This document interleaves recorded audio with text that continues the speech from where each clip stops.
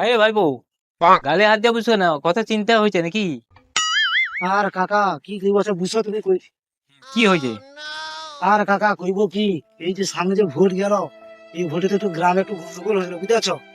আমি তো সে পাড়া মদনা হারে ঘর ভাঙিয়ে দিছি।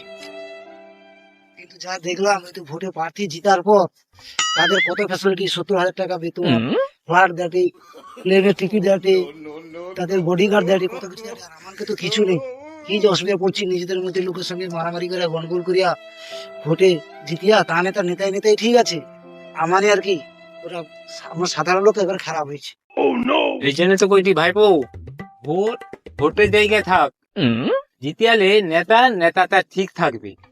নিজেদের মধ্যে নিজেদের গন্ডগোল করিয়া আমাদের কোনো দরকার নেই, বুঝতে পারছো?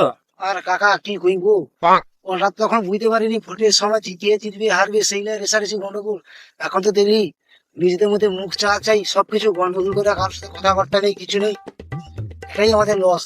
এই জন্য কইছে না যে গানগুলি উপকার, এটা আর উপকার করতে চায়, নিজে মনকে ক্ষতি আছে।